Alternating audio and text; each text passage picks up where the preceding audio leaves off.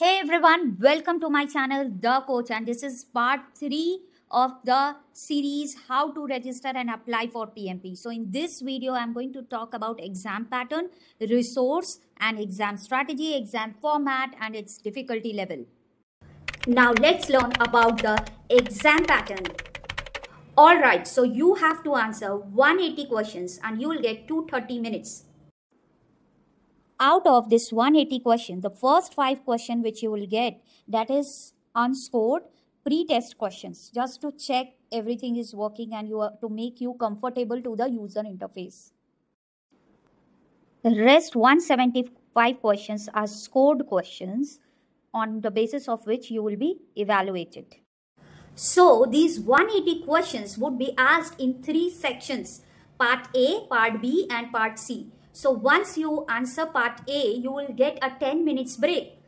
Before you go for a break, just make sure that you solve all the whatever necessary changes you want to do, you can do in part A, and you freeze and lock your answer and submit. Because after you come from break, you will not be allowed to do any edit in part 1 and you will be assigned part B questions. Similarly, after doing part B, you will again get a 10 minutes break. So after you come from a break, you will not be allowed to do any edit in part B which you have already submitted, and you will be given a part C questions. And after doing part C, you will finally submit your paper.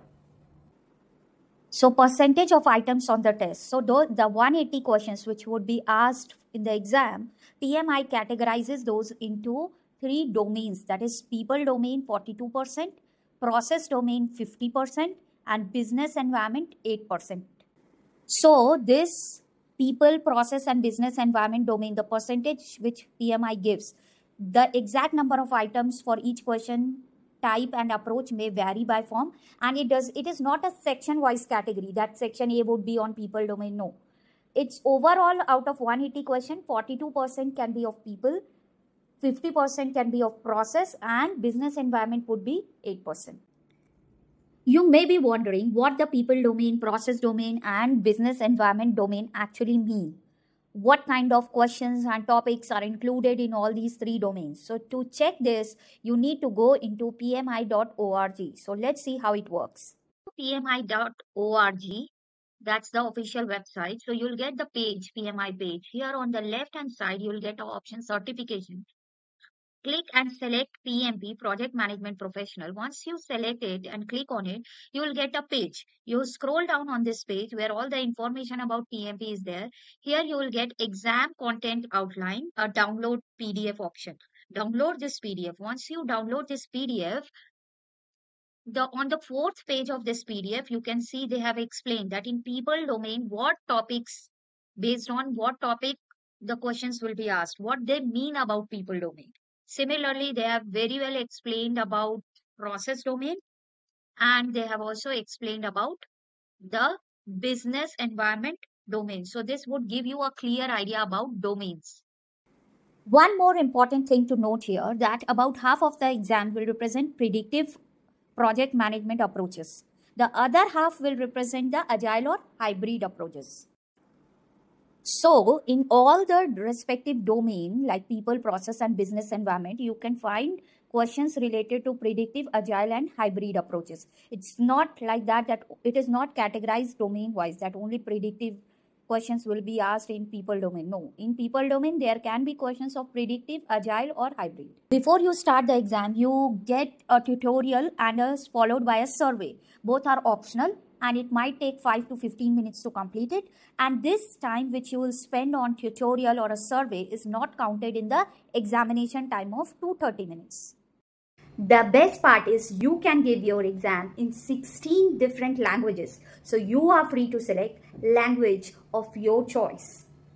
To prepare well for your exam, you should use 3 standard books given by PMI. That is PMBOK Guide 6th edition, Agile Practice Guide and PMBOK Guide 7th edition.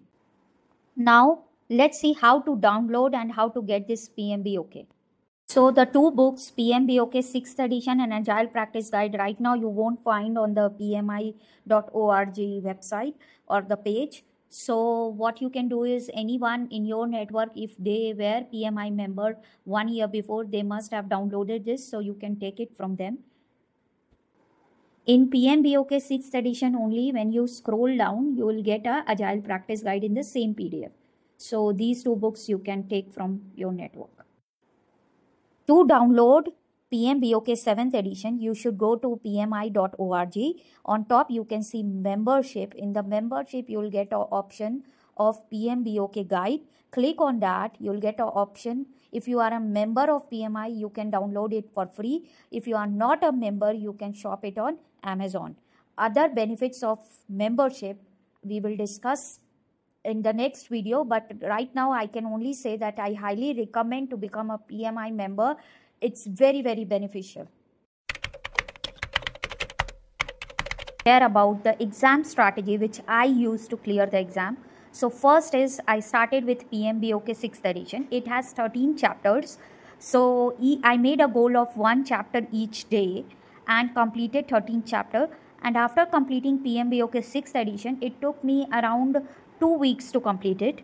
And then Agile Practice Guide, I started with Agile Practice Guide, which took me 4 to 5 days. And then PMBOK 7th edition, which is a revisor of PMBOK 6th edition, is a shorter version. And so it took me around 1 week to complete PMBOK 7th edition. After that, I started with mock test, which you can purchase from any of the platform, or even you search on Google, you will get a lot of questions. You can try and practice it. Once you are able to achieve 80 to 85% correct answer in your mock test, you are ready to give your exam.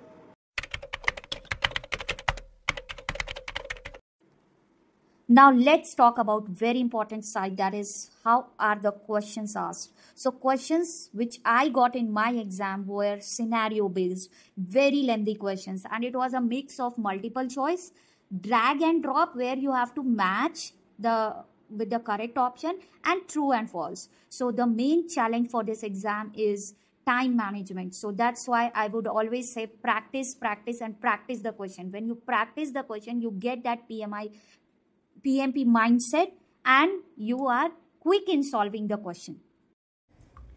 Hey, it's time to conclude now. I hope this video was helpful for you. Take good care of yourself. Good luck for your exam. See you in the next one. Bye-bye.